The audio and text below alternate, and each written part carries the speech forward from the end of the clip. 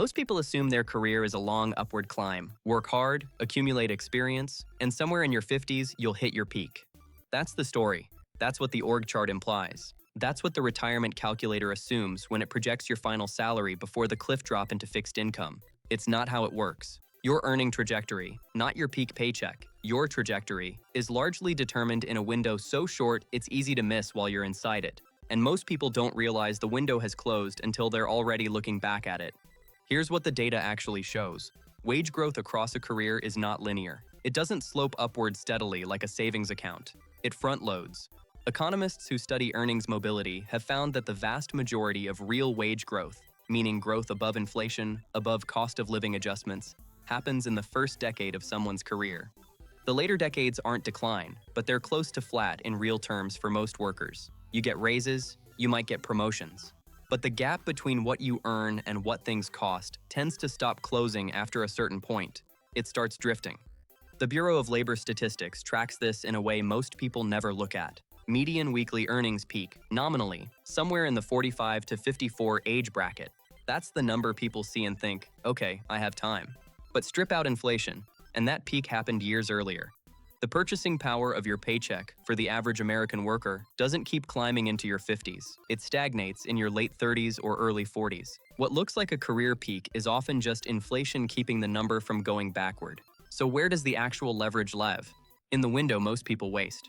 Roughly your late 20s to your mid-30s. Call it age 28 to 35. 7 years give or take. This is when the compounding decisions get made. Not the biggest decisions of your life necessarily, but the ones with the longest financial tail. What industry you've anchored yourself in. Whether you've jumped laterally for a wage reset or stayed loyal for a 3% annual bump. Whether your skill set is widening towards something rare or narrowing towards something replaceable. The reason this window carries so much weight is structural, not motivational. It has nothing to do with hustle or grit. It's about how labor markets actually price experience. In the early phase of a career, you're a variable. Employers don't know exactly what you're worth yet, and neither do you. There's negotiating room. There's latitude. The market is still discovering your price. During this period, every job switch, every skill upgrade, every lateral move into a higher ceiling industry is a price discovery event. Each one resets your floor upward. But labor markets have a feature that gets very little attention: occupational lock-in. The longer you stay in a role, an industry, or a compensation band, the more the market prices you as that thing specifically. Your resume starts to tell a narrower story. Hiring managers read it and see a specialist in something you've been doing for 10 years, not someone who could build new capabilities. You become legible to them, which sounds good, but legibility is a cage. It means you're being valued for what you've already done, not what you could become. Think of it in terms of a game mechanic. Early levels have the most experience points per action. Every new thing you do, new domain, new skill, new industry adjacency, unlocks something. But once you've maxed out a particular skill tree, the XP drops off. You're still leveling, technically, but the gains are fractional compared to early game. The compounding problem runs deeper than that. When you take a below-market salary for longer than you should, you're not just losing that money once. You're setting a baseline that gets negotiated against for the rest of your career. Future employers anchor their offers to your current compensation. You then spend years trying to close a gap that opened quietly, without drama, simply because you stayed somewhere too long or made a few low-leverage moves in your late 20s. This is the mechanism behind an uncomfortable statistic. Workers who switch jobs consistently throughout their careers, not recklessly, strategically, earn significantly more over their lifetime than equally skilled workers who stayed loyal to single employers. Studies on wage growth persistently show that job switchers capture salary increases in the range of 10 to 20% when they move, while tenure-based raises average somewhere between 3 and 5% annually. The math is not subtle. After 10 years, the person who moved twice at the right moments can be earning 30 to 50% more than someone who stayed and got every raise available. That gap doesn't close. That's the uncomfortable part. It compounds forward. And here's the counterintuitive piece that trips people up.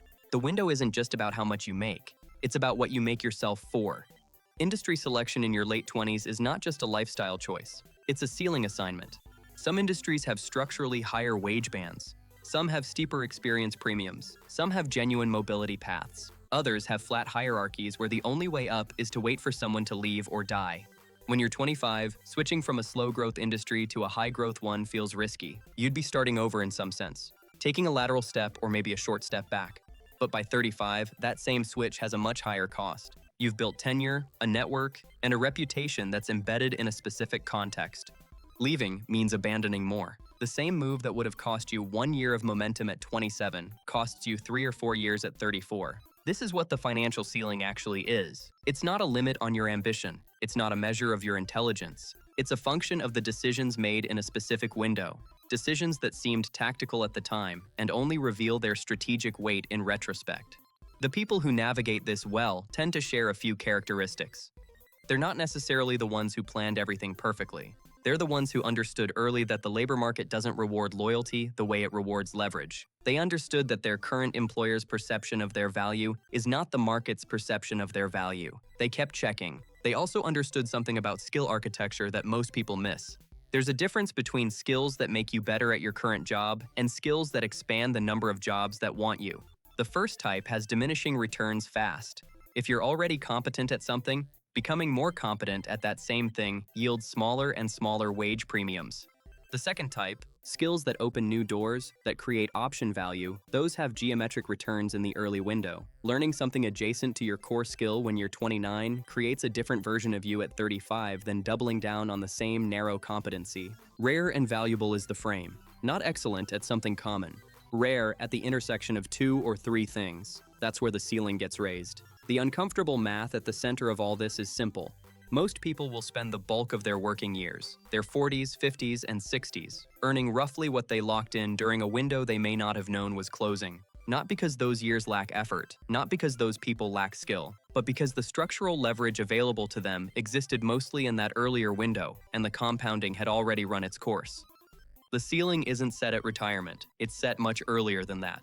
And it's set not in a single dramatic decision, but in the aggregate of many small ones. Who you work for, what skills you build, when you move, when you stay, and whether you ever test what the market thinks you're actually worth.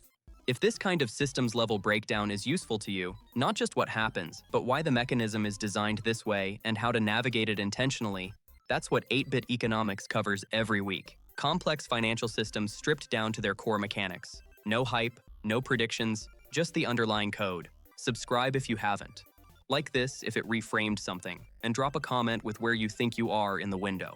Whether you're still in it, just past it, or trying to figure out what the moves look like from where you're standing. By the time everyone sees it coming, the smart play is already over. Here's the thing about ceilings though. They're real, but they're not absolute. The window closes for most people because most people don't know it's open. That's informational, not structural. Understanding the mechanism doesn't undo decisions already made, but it does change the decisions available from this point forward. A ceiling set at 35 can sometimes be reset at 40 if you're willing to accept the short-term cost of a move that doesn't look like progress from the outside.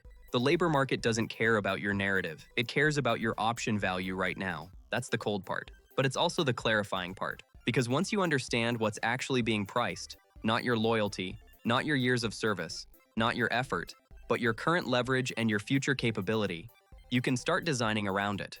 The question isn't whether the window exists. It does. The question is what you build while it's open.